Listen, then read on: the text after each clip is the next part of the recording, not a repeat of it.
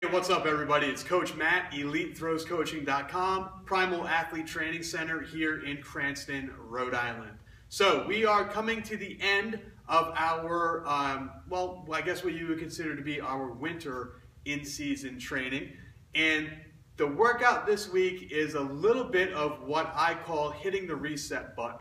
For most of us, in fact, probably, judging from what I've seen on the Facebook group and some of the emails I've been receiving, most of you are in this weird time of year where we are in between seasons. So your indoor season has ended.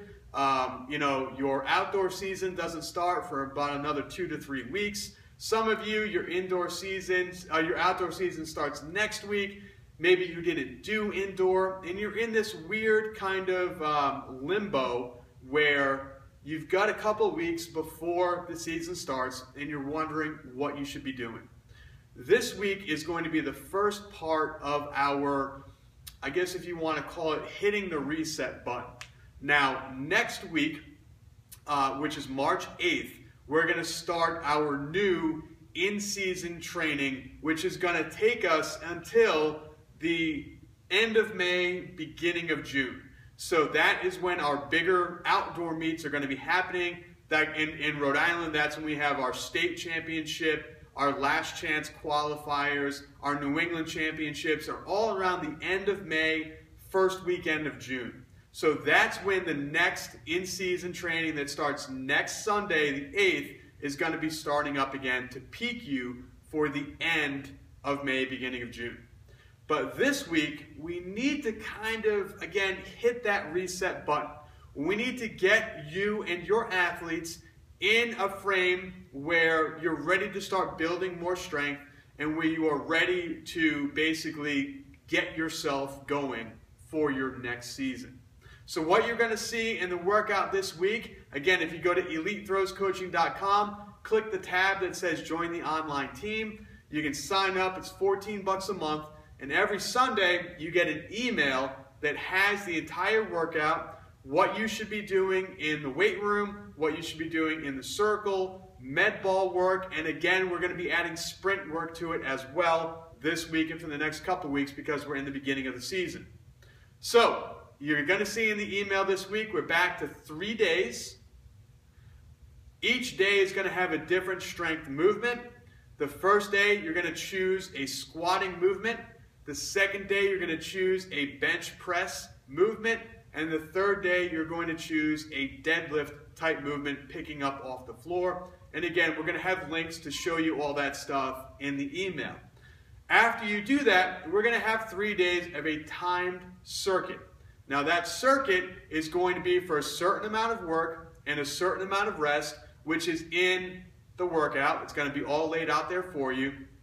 And essentially what that's going to do is get our athletes' bodies in a different frame. It's going to get them kind of moving in a way that's a lot different than they've been used to the past, 8-9 weeks. And it's going to get their bodies so that they're ready, they're reset, they're perfectly charged up and ready to go for their next kind of 12 to 13 week block. Think of it like hitting the reset button, getting it a little bit different, just kind of jumbling and shuffling the cards so that they're ready to go. All right, so here we go. Again, jeans and sneakers, unfortunately, just got done coaching. So, with New England's this past weekend and craziness, we weren't able to shoot this video with Coach Anise like we normally do. So the old man's going to do it. We're going to show you each one of those exercises every day. We're going to go through it right now for you. All right, so day one's exercises look like this. Again, if you're trying to get your workout through this video, you're only getting maybe 10% of the workout. You're just seeing what the exercises look like, the way they're set up, the amount of sets, the amount of reps, the amount of time, the amount of rest is all in the workout that you send, so make sure to go sign up. First exercise on day one is a body weight squat. Real simple. Body weight squat, feet a little bit wider than shoulder width. We're just going to sit down to parallel and up, down, up, down, up. Again, the amount of time, the amount of rest, all that stuff is in the workout. Second exercise we're doing is a pull-up. Now, pull-up is where you're grabbing the bar with your hands facing out. with the hands facing in that curl grip position is what we call a chin up. So pull up, we want the hands out a little bit wider than your elbows, so don't bring it in too close. Wider than the elbows, pulling yourself, getting the chin over the bar. If you can't do those, you can put a band underneath your foot to give you some more assistance, or have a partner standing behind the person, lifting their legs to give them more assistance. Again, the amount of work, the amount of rest is in the email. The next exercise that we are going to do is a kettlebell RDL. So RDL, we're really working on pushing the hips back, sticking out your butt, getting a nice flat back, getting that stretch, standing up. Now we've done all these before. For some of you who have been part of this team now for close to 6 months, you've seen a lot of these exercises. They're pretty basic. Next exercise is a walking lunge. So we're going to take a big step forward, driving through the front heel, walking. Now notice we're not stopping in the middle. We're not taking a step, stopping in the middle, and going again. We're basically just going one right into the other. Last part is jump rope. If you don't have jump ropes, you can certainly use, jumping jacks or something along those lines, but jump rope, again, the amount of time, the amount of work, the amount of rest is right in the email. All right, that takes care of day one. We're going to turn the camera a little bit, and we're going to show you day two.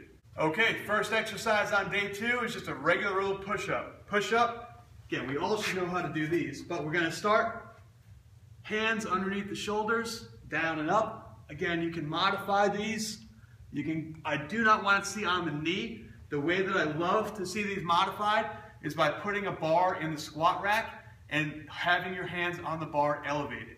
You can also do it with your hands on the bench, so that we're pushing down to the bench and back up for those people who aren't strong enough to do a push-up. Next exercise, we're going to do a bent over row on our weak arm. So if you have a right-handed thrower, they start on their left arm. Me, my weak arm is actually my right, so I'm going to start on the right. Nice flat back, pulling up to the body. We're going to do a certain amount of time on one side, a certain amount of time on the strong side. And then we're going to move on to tricep press downs. Tricep press downs, you can use a cable machine. We like to use bands, so we're just going to take a band, hold the band so that our elbows are next to our body. We're going to extend all the way down and up. It's a little bit of bodybuilding movement, a little bit of isolation work. Pretty simple. The last thing we're going to do is the recline row. Recline row, again, you're hanging under the bar. And we're going to pull our chest to the bar.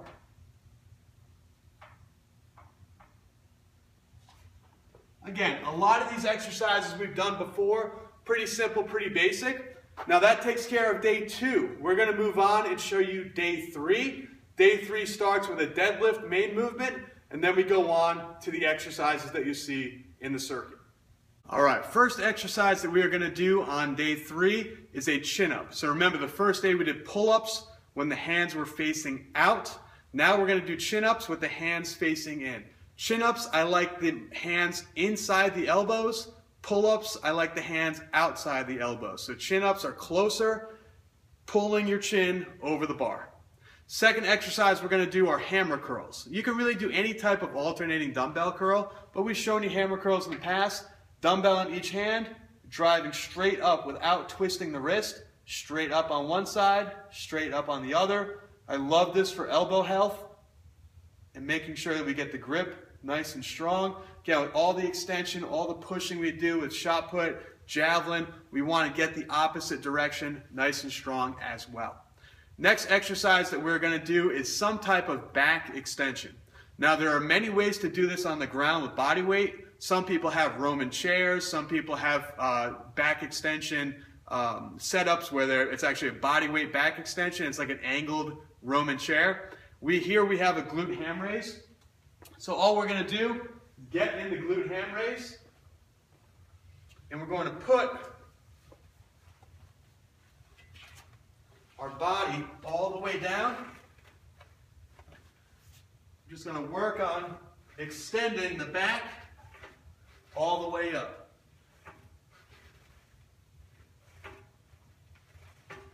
Now again, some of you might be thinking, I don't have one of those at my weight room.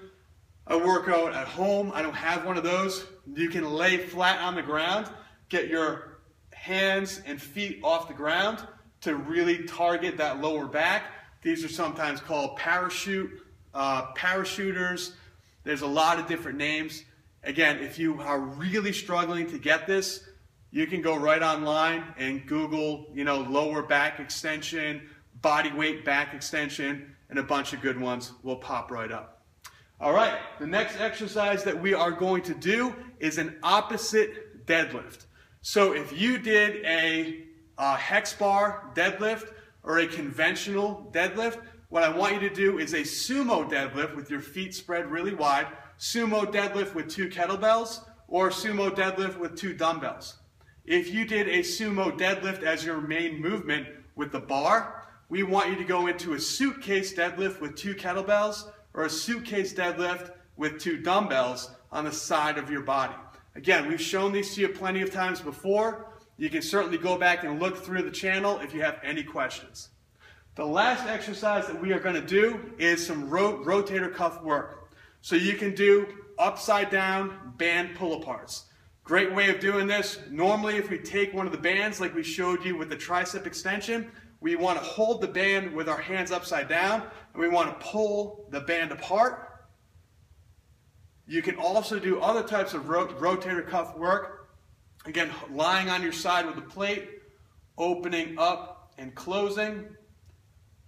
You can stand up against the wall, so your back is flat against the wall. You can lift the hands up and the hands down.